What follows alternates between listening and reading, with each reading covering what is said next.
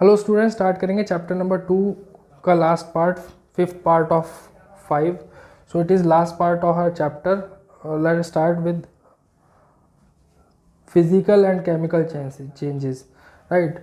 So now you are aware with distillation and fractional distillation and other various methods, physical methods, which are used to separate the components of a mixture or solution.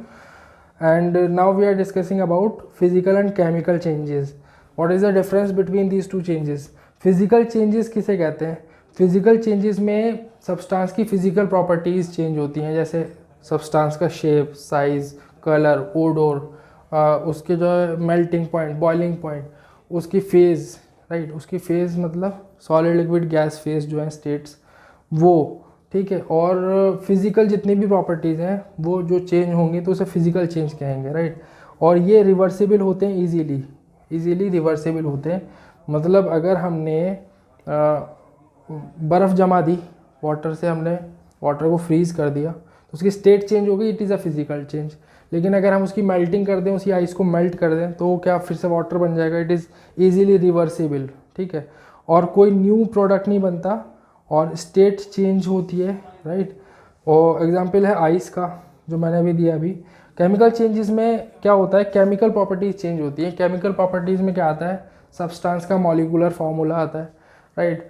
और substance के किसी दूसरे substance के साथ किस तरह react करता है ये आता है, राइट. अगर इंटायर सब्सटेंस चेंज हो जाए तो वो केमिकली चेंज हो गया, राइट, केमिकल चेंज है वो, ठीक. अगर कोई सब्सटेंस किसी तरीके से, पर्टिकुलर तरीके से किसी दूसरे सब्सटेंस के साथ रिएक्ट करता है तो वो उसका केमिकल बिहेवियर है, वो बिहेवियर चेंज हो जाता है अगर, तो इसका मतलब क्या है, वो केमिकल चेंज आया उसके अंदर, राइट. कुछ नए प्रोडक्ट्स बनते हैं, नया सब्सटेंस बन जाता है. जैसे रस्टिंग ऑफ आयरन है, आयरन पहले उसके जो उसका फार्मूला होता है Fe, iron, right, symbol Fe होता है, फेरस. अगर उसकी रस्टिंग हो जाए तो फेरस ऑक्साइड बन जाएगा. So it can not be reversed easily back into iron, ठीक. वो रिवर्सिबल चेंजेस नहीं है, राइट. तो ये इस तरीके से होता है कि एनर्जी रिलीज भी हो सकती है, एनर्जी एब्जॉर्ब भी हो सकती है.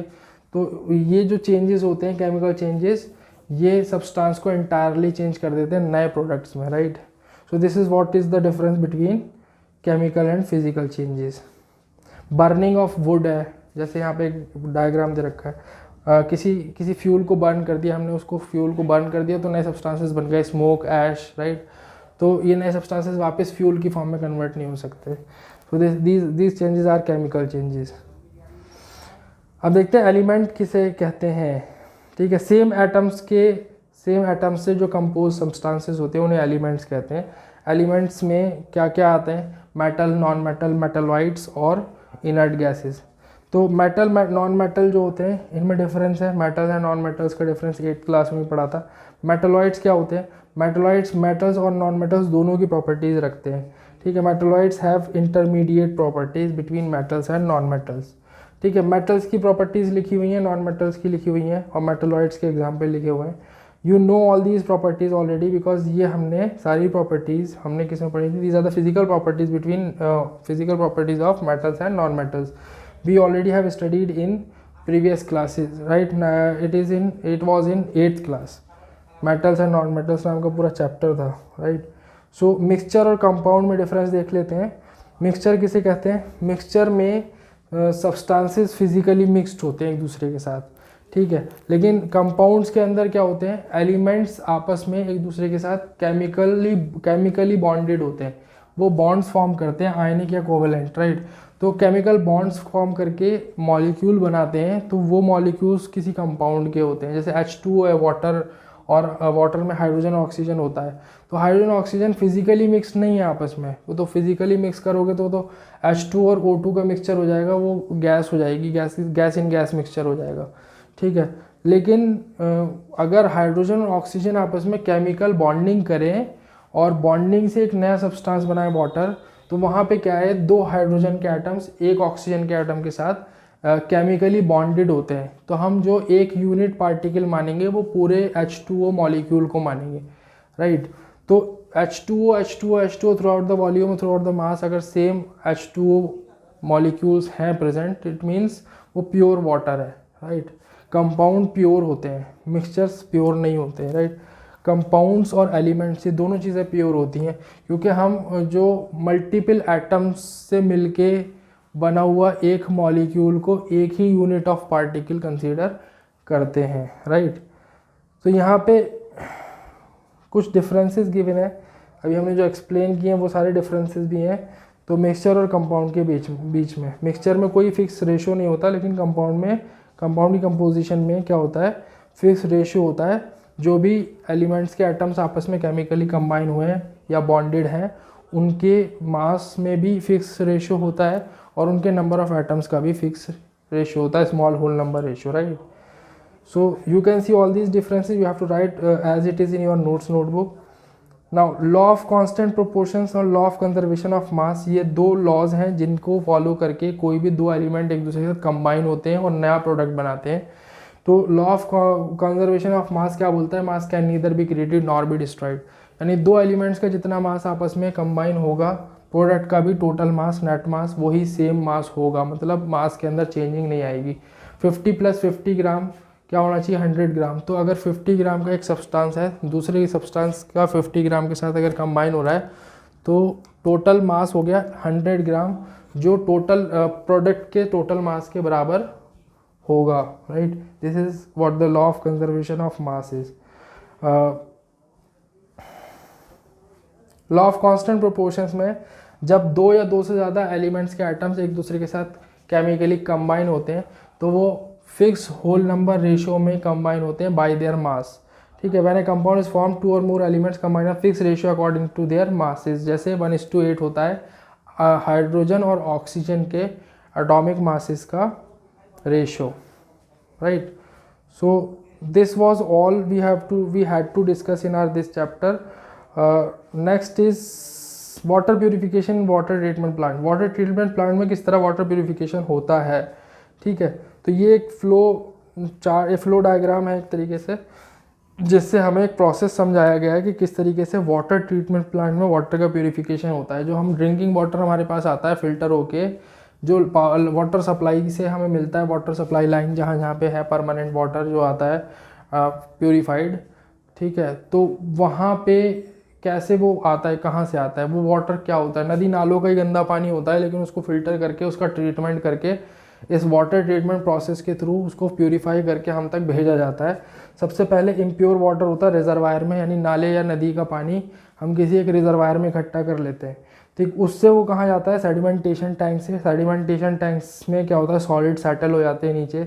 उसके बाद वो जाता है लोडिंग टैंक में, जहाँ सारी की सारी इम्प्योरिटी जो उसके अंदर सस्पेंडेड होती हैं उनको नीचे बैठाया जाता है एलम वगैरह का यूज़ करके। एलम कहते हैं फिटकरी को, फिटकरी वगैरह डाल के उसकी जो सस्पेंडेड इम्प्योरिटीज़ हैं, छोटे छोटे पार्टिकल्स हैं जो वाटर के अंदर सस्पेंडेड है, उनको सेटल किया जाता है किसी तरह।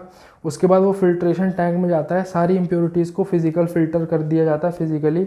उसके बाद वो केमिकल फिल्ट्रेशन के लिए क्लोरीनेशन टैंक में जाता है, जहाँ पे जर्म्स वगैरह को किल किया जाता है, ठीक है। यानी उसको एक तरीके से क्या किया जाता है, एक तरीके से उसको सैनिटाइज किया जाता है, यानी मतलब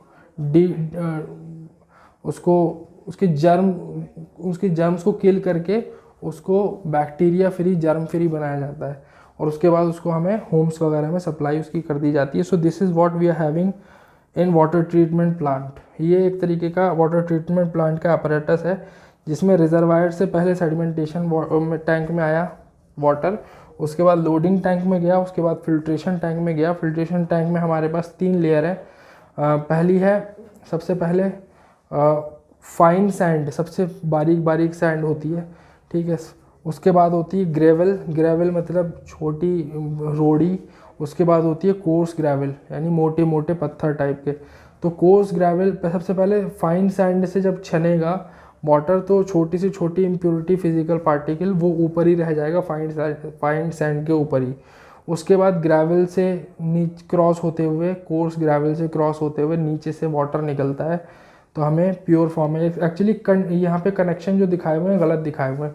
ये आपको जो कनेक्शन दिखाए हुए हैं यहाँ नहीं होना चाहिए ये कनेक्शन, ना ये यहाँ होना चाहिए ना ये यहाँ, क्योंकि ऊपर से थोड़ी नहीं पानी जाएगा, ये नीचे से जाएगा, ठीक। ये कनेक्ट होना चाहिए ऊपर से, यहाँ से, राइट।